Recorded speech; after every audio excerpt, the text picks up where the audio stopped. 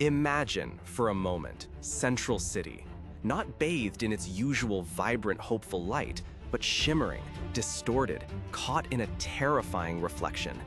Buildings warped, sounds muffled, as if the very fabric of reality was being stretched thin, pulled into a mirror. This was Mirror Master's insidious design, a trap that threatened to drag the entire metropolis into his dimensional prison. But he wasn't alone. Looming over the city, amidst the chaotic reflections, was a figure of sheer, unadulterated cold, King Cold. This wasn't Leonard Snart, Captain Cold, the rogue Barry often faced. This was his father, a tyrannical, unforgiving brute from a mirror dimension whose very presence dropped the temperature and froze hope itself. King Cold wasn't just wielding an ice gun, he was a living, breathing force of absolute zero, driven by a rage that promised to consume everything. His ambition, rooted in a lust for power and control, had led him to a dangerous alliance with Lex Luthor, a deal brokered in shadows, promising a foothold in this dimension for King Cold in exchange for Mirror Master's specific dimensional expertise. But, as is often the case with such dark pacts, the alliance fractured. Lex Luthor, ever the manipulator, double-crossed King Cold, withholding a crucial element of the promised power, or perhaps a means of stable interdimensional travel. The betrayal ignited a furious, chilling rampage. King Cold, already prone to tyrannical outbursts, spiraled into a berserk freezing spree, lashing out at everything and everyone, oblivious to the consequences, caring only about his unleashed fury. His devastating ice blasts weren't just attacks, they were expressions of pure, frozen wrath, threatening to encase Central City in an eternal icy tomb.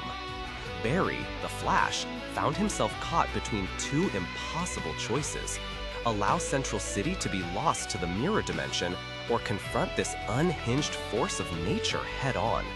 There was no time for subtlety, no room for negotiation. This was a direct confrontation, an unavoidable clash of wills and power.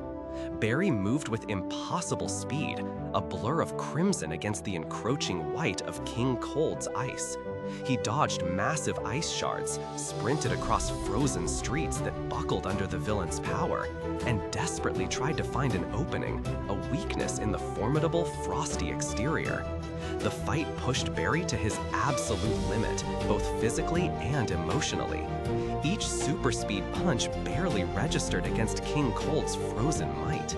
The air grew impossibly thin, the cold seeping into Barry's very bones, threatening to slow him, to stop his vital, life-saving movements. He saw the terror in the eyes of the citizens, glimpsed the irreversible damage being wrought, and felt the weight of an entire city pressing down on him. King Cold wasn't just a threat, he was a force of destructive chaos, an embodiment of pure, unbridled malice. Every fiber of Barry's being screamed at him to end it, to stop the cold, no matter the cost. And then, in a pivotal, terrifying moment, something inside Barry snapped. All the frustration, the fear for his city, the sheer exhaustion of fighting an opponent who seemed impervious to pain and reason, boiled over. He tapped into the Speed Force with a ferocity he rarely allowed himself, a raw, primal surge of power. His movements became less precise, more brutal. He unleashed a barrage of blows, each one fueled by a burgeoning rage, each intended to inflict maximum damage.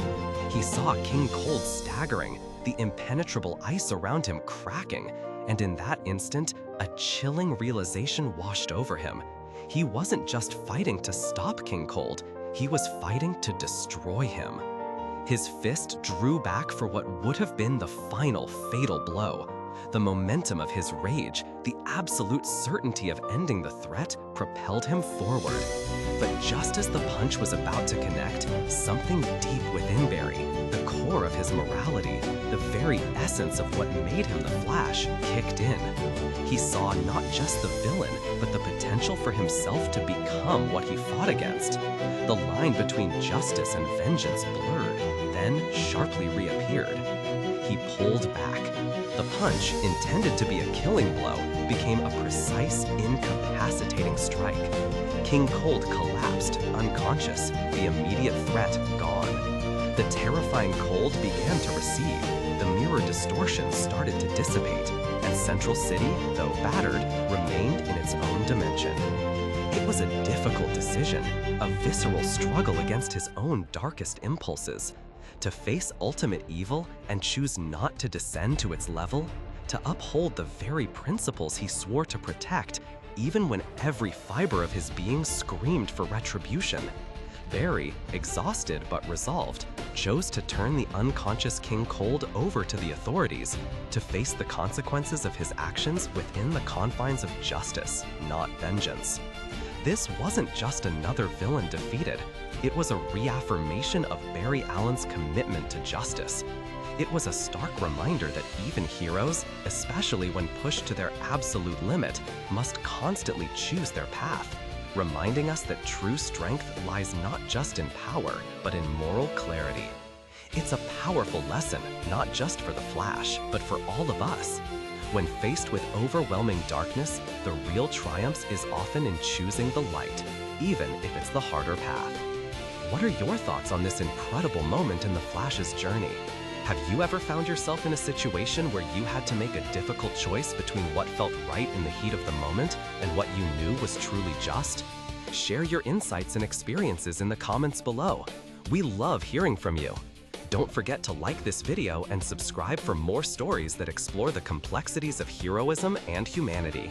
Until next time, stay vigilant and stay true to your own moral compass.